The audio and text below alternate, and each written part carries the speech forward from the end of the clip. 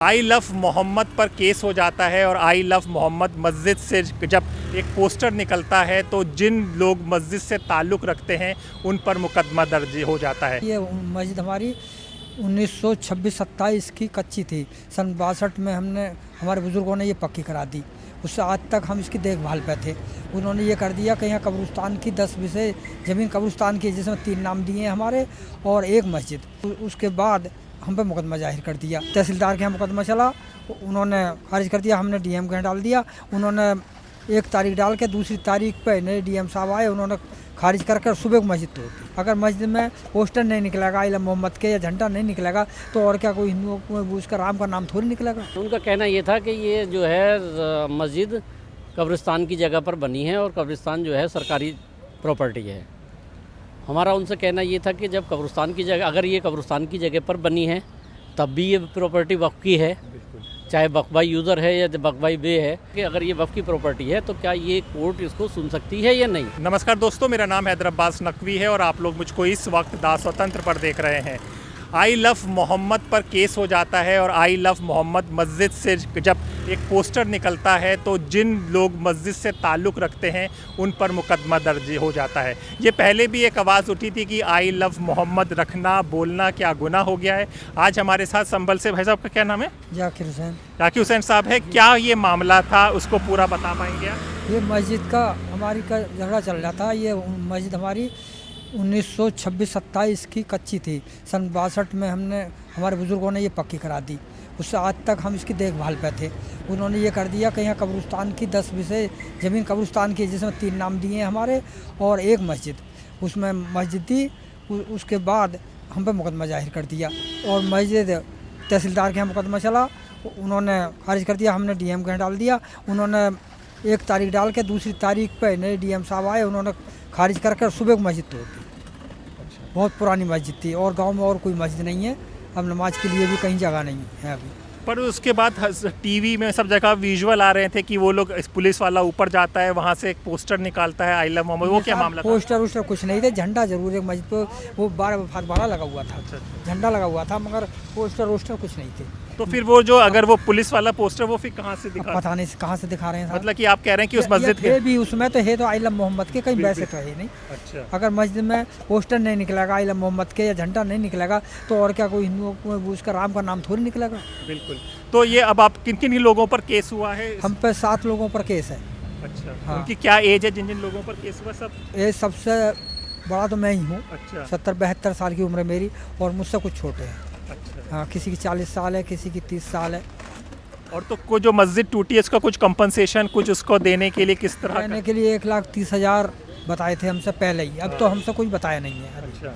हाँ, और हम पे FIR कर दी इस बात की और एक मुकदमा पहले लगा हुआ हम पे कि इन्होंने इतने 7 जनों ने, मेंबर और सदर ने मस्जिद को कब्रिस्तान पे कब्जा करके और मस्जिद तामीर करा ली। ये पहला लगा हुआ है एक मुकदमा। चलिए इनसे भी जानते हैं। वैसे हम लोग ये जानना चाहते हैं कि वहाँ के विधायक इकबाल महमूद और जो बर्क साहब हैं वो लोग कुछ आपको सपोर्ट कर रहे हैं कि सब लोग चीज़ों को? जी, वर्क साहब ने काफ़ी सपोर्ट करी है और काफ़ी उन्होंने कोशिश की कि ये गलत तरीके से आप ऑर्डर कर रहे हैं बिना सुनवाई के, सुनवाई का मौका दे दीजिए, लेकिन उन्होंने कोई बात नहीं किसी की सुनी। जिसके बाद उन्होंने प्रेस कॉन्फ्रेंस में भी ये बात बताई थी कि भाई आपके सामने अगर गलत फैक्ट पहुँचे हैं तो आप फैक्ट पूरे ले लीजिए, ये वक्त की प्रॉपर्टी है और इसे पूरी तरीके से सुनने का राइट आपको नहीं है, लेकिन वो किसी ने कोई बात नहीं सुनी। एक चीज़ ये समझा दीजिए कि जो ये बिल्डोज किया गया है आप लोगों पर क्या कहा गया कि कागज़ नहीं थे या वहाँ पर सुंदरीकरण हो रहा है, किस वजह से ये किया गया? नहीं, उनका कहना ये था कि ये जो है मस्जिद कब्रिस्तान की जगह पर बनी है और कब्रिस्तान जो है सरकारी प्रॉपर्टी है। हमारा उनसे कहना ये था कि जब कब्रिस्तान की जगह, अगर ये कब्रिस्तान की जगह पर बनी है तब भी ये प्रॉपर्टी वक्फ की है, चाहे बकबाई यूज़र है या बकबाई बे है, लेकिन हमने उन्हें पेपर भी दिए थे अपनी अपील के साथ कि ये प्रॉपर्टी वक्फ में रजिस्टर्ड है जो सन 1984 से वक्फ है और कम से कम 50 साल से सरकारी गज़ट में 1995 का जो सरकारी यूपी स्टेट गवर्नमेंट का गज़ट ईयर है उसमें भी इस मस्जिद को मस्जिद शो किया गया है कि यहाँ पर मस्जिद है, लेकिन उन्होंने इस बात को नहीं माना। उन्हें ये डिसाइड करना चाहिए था कि अगर ये वक्फ की प्रॉपर्टी है तो क्या ये कोर्ट इसको सुन सकती है या नहीं। हमारा उनसे ऑब्जेक्शन था कि अगर ये मामला डिस्प्यूट ये भी होता है कि प्रॉपर्टी सरकारी है या वक्फ की है, जब वक्फ में रजिस्टर्ड है और लिस्टेड है तो ये इसको सुनने का राइट वक्फ ट्रिब्यूनल को है, और वहाँ से ये तय होगा कि ये मस्जिद गलत बनी हुई है या ये कब्रिस्तान गलत बना हुआ है, तब से तय होना था। लेकिन उन्होंने डीएम साहब बदल गए और अपील में नए डीएम साहब विदिन 15, 20 या 25 या 30 मिनट बैठे होंगे और वो उठ के चले गए और उसी फाइल को लेके चले गए कि आदेश में रख ली गई। जबकि ये मौके पे वहाँ लोग खड़े थे, जो पार्टी थी, इन्होंने पे एप्लीकेशन भी थी, एडजॉर्न कराने के चक्कर में थे, लेकिन के लिए दरख्वास्त देने गए थे, लेकिन इनकी दरख्वास्त भी नहीं ली। उसके बाद जब मैं पहुँचा देर से और मैंने कहा कि भाई हमारी सुनवाई करी जाए, क्योंकि कोर्ट का टाइम तो 10 से 4 तक का है, अगर किसी वजह से मेरी सुनवाई नहीं हुई तो कर लें। तो पेशकार ने अंदर से आकर कहा कि आप रिटिन आर्गूमेंट जमा कर दीजिए। मैंने रिटिन आर्गूमेंट जमा कर दिए विदिन 15 मिनट्स में या फिर 20 मिनट्स में, जितने भी कंप्यूटर से निकलने थे वो मैंने जमा कर दिए। लेकिन उसके बावजूद भी मेरे आर्गूमेंट उसमें लिखे नहीं गए। अपील का उन्होंने वर्जन ज़रूर कहा और उन्होंने मेरिट पे डिसाइड करी। अगर उन्हें हमारे खिलाफ करना था तो सरसरी में खारिज कर देते, कि नॉन अपियरेंस में खारिज कर देते, तो हमें मौका मिलता, हम रेस्टोर करा लेते, सुनवाई होती। लेकिन उन्होंने मेरिट पे भी डिसाइड करा, और मेरिट में जब हमारी अपील में ये वर्जन लिखा हुआ है कि ये प्रॉपर्टी वक्फ है और वक्फ बोर्ड एक्ट से बार्ड है, तो उस पर उन्हें अपना मत देना चाहिए था, और उस मत देने के बाद चाहे वो कुछ भी करते। लेकिन उन्होंने उसमें कोई मत नहीं दिया। अगर वो कहेंगे तो आपको जजमेंट की कॉपी दे दी जाएगी। एक चीज़ और हम लोग समझना चाहेंगे कि ये आप पर जो कार्रवाई हुई है, किसी ने केस दायर किया था, किसी ने किया था, कौन था आपके जिसने? किसी ने नहीं, सरकार ने खुद ही, मतलब जो लोकल एडमिनिस्ट्रेशन है, उन्होंने एक नोटिस भेज दिया सेक्शन 67 रेवेन्यू एक्ट के तहत कि ये प्रॉपर्टी जो है सरकारी है और आप खाली कर दें। मतलब कि ये अपने आप रैंडम चीज़ें चेक हुई हैं और उसके बाद कर दी गई। तो शुक्रिया, आप लोग आए हैं, उम्मीद है कि आप बात सुनी जाएगी और आप लोगों की बात रखनी जाएगी। चलिए, और कुछ कहना चाहेंगे आप मीडिया के? आप भी इसी के साथ?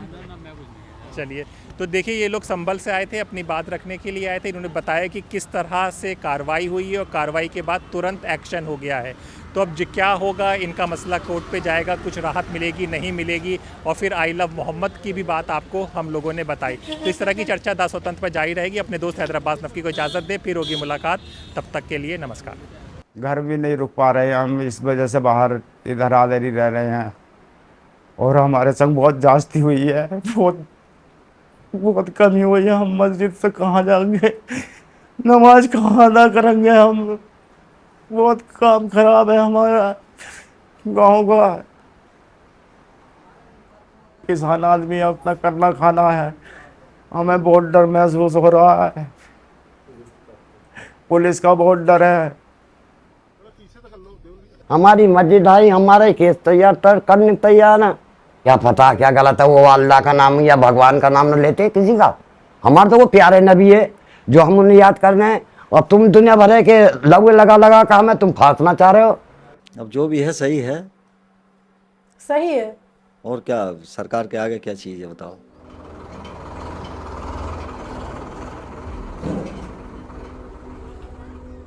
फेथ का स्लोगन जो है वो कैसे क्रिमिनल ऑफेंस बन सकता है? Everybody has right to preach, propagate their faith and practice as well, as long as it doesn't encroach upon someone else's faith.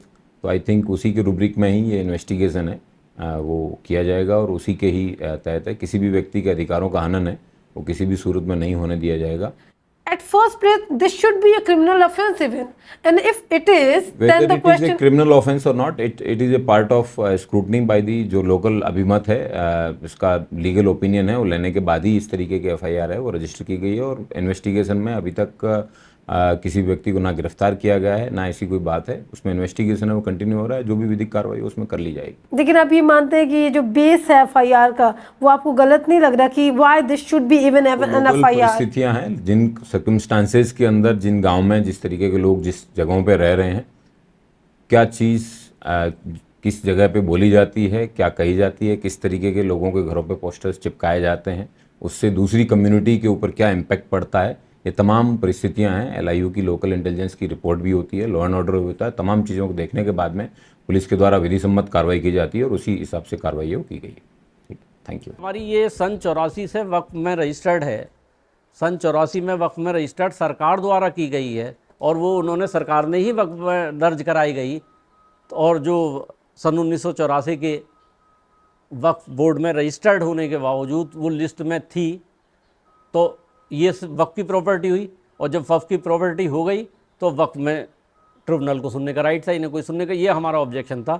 ऐसे ही करेंगे। अब सरकार हमें लिख के दे दे कि बना लो तो बनवाएंगे। बताओ 2 गांव के मुसलमान कहाँ धक्के खाएंगे। सड़क को भी मना करते हैं पढ़ने को, और गांव में वैसे भी मना करते हैं पढ़ने को। तो हमारे ढोर डंगर बनते तो हम कहाँ घरों में भीतर पढ़ेंगे जहाँ खाना बनाते हैं।